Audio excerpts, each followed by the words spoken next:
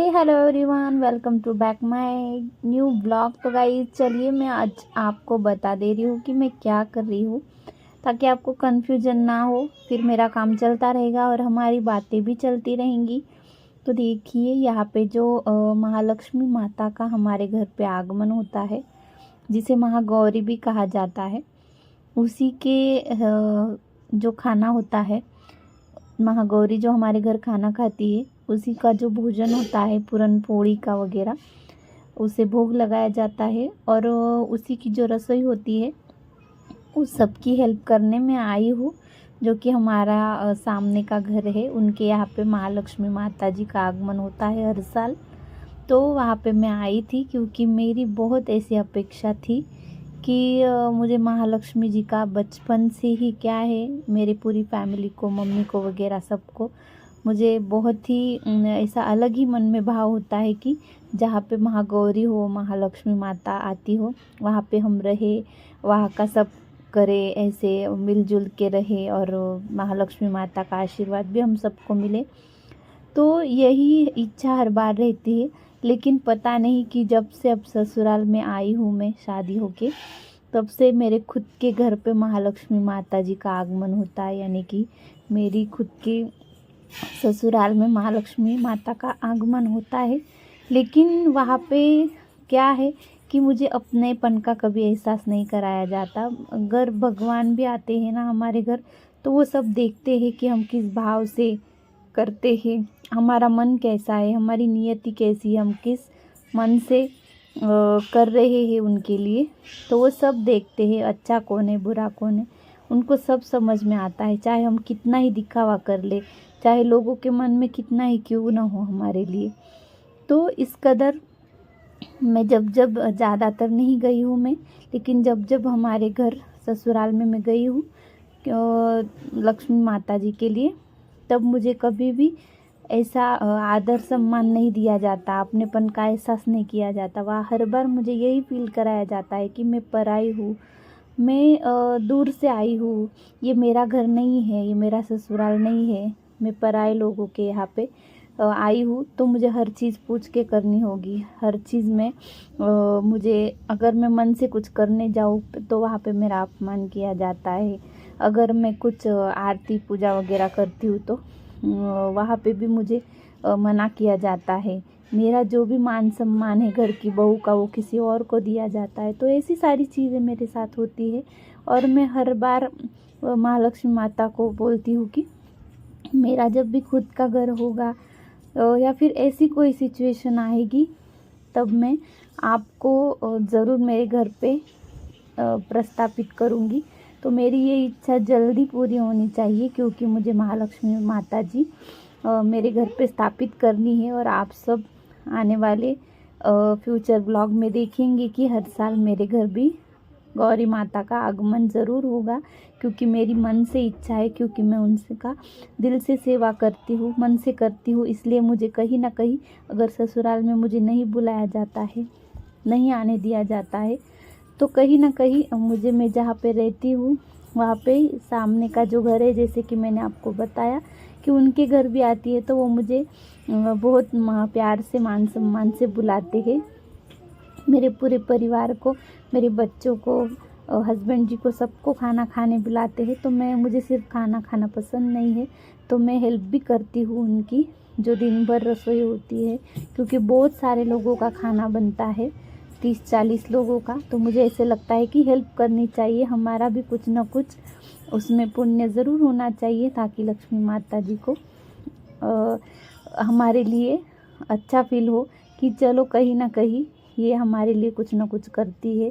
चाहे ससुराल ना ही सही, लेकिन कहीं तो भी हम इसको आशीर्वाद देने पहुंच जाते हैं। तो मुझे इस बात की खुशी है कि महालक्ष्मी माता जी मुझे, ससुराल वालों ने अगर ठुकराया तो कहीं ना कहीं ज़रूर मिल जाती है, और उनकी सेवा करने का मौका मुझे ज़रूर मिलता है।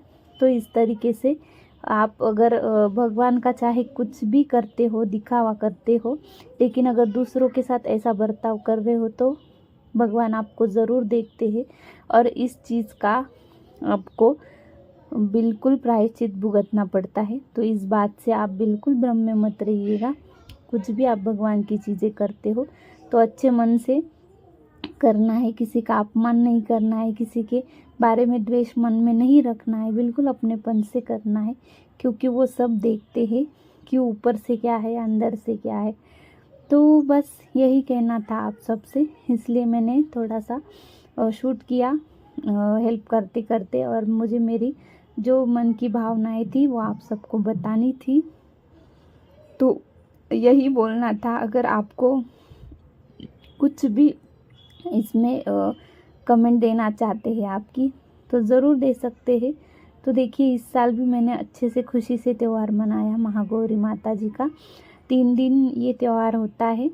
पहले दिन माता जी का आगमन होता है और दूसरे दिन माता जी का साज श्रृंगार होता है, हल्दी कुमकुम का प्रोग्राम होता है, माता जी खाना खाती है, उनको अच्छे अच्छे पकवानों का नैवेद्य रखा जाता है, भोग लगाया जाता है, और तीसरे दिन माता जी फिर विसर्जित होती है, विसर्जन किया जाता है। तो ये जो गौरी माता जी है ये गणपति जी के टाइम पे ही आती है। जब भी गणेश जी हमारे घर आते हैं तो उसके तीसरे चौथे दिन महागौरी माता का भी आगमन होता है।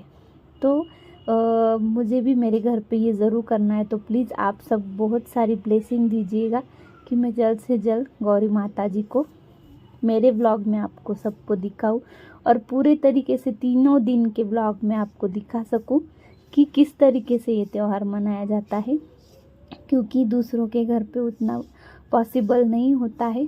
फिर भी मैंने शूट किया है जितना हो सके।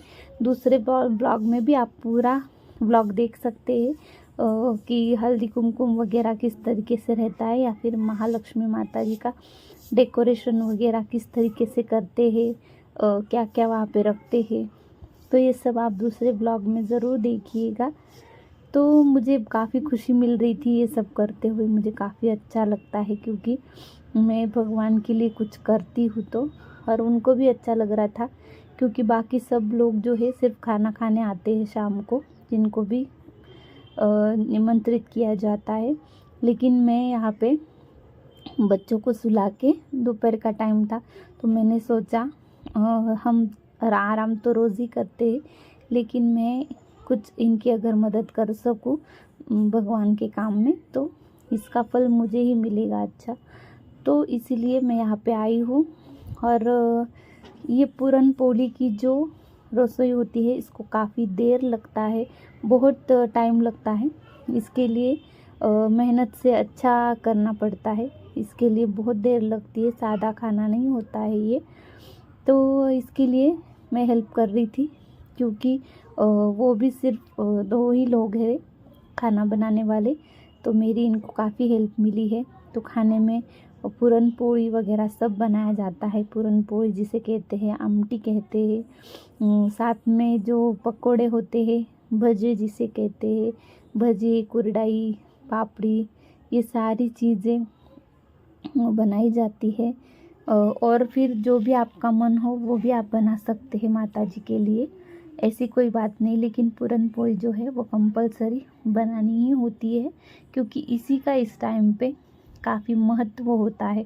तो यहाँ पे मैं पूरन जो होता है वही सेकने का काम कर रही थी, क्योंकि पूरन सेकने में काफ़ी टाइम लगता है, 1 से 1.5 घंटा लग ही जाता है आराम से, क्योंकि वो स्लो फ्लेम पे सेकना होता है।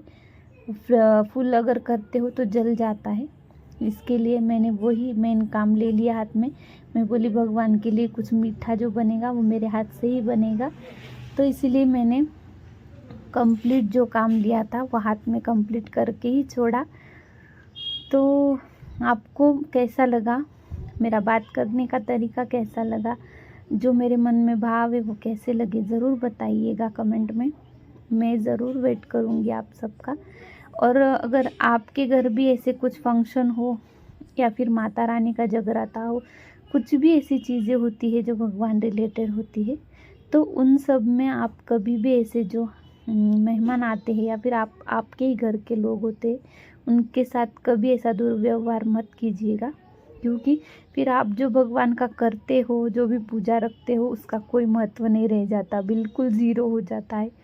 फिर आपको ही सबको बाद में ऐसा लगता है कि हमारे साथ हम इतना सब करते हैं तो ऐसा क्यों होता है। तो ये यही होता है, चाहे आप कुछ ना करें तो अच्छा है, लेकिन अगर कुछ करते हो तो अच्छे मन से कीजिएगा, क्योंकि भगवान सब देखते हैं। और मेरे साथ मेरे ससुराल वाले ऐसे करते हैं तो उनको तो लक्ष्मी माता जी कभी माफ़ नहीं करेगी। और लक्ष्मी माता जी हर बार उनका आशीर्वाद मेरे ऊपर रहता है, मेरे घर के ऊपर रहता है, मेरे बच्चों को, और मुझे हमेशा माता रानी खुश रखती है।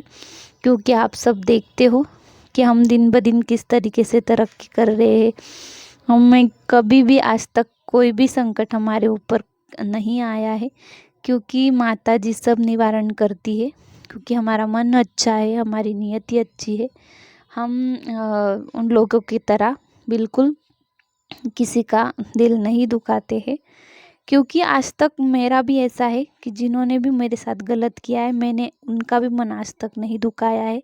तो बस यही कहना था। ब्लॉग अच्छा लगा तो प्लीज़ लाइक करना है। मैंने मेरी मन की बातें आपके साथ शेयर की, क्योंकि मैं आप लोगों को मेरी फैमिली समझती हूँ। पहली बार देखा है तो प्लीज़ सब्सक्राइब कर देना है और लाइक ज़रूर करना है। आगे ऐसे इंटरेस्टिंग ब्लॉग पसंद है तो ज़रूर बताइएगा। तब तक के लिए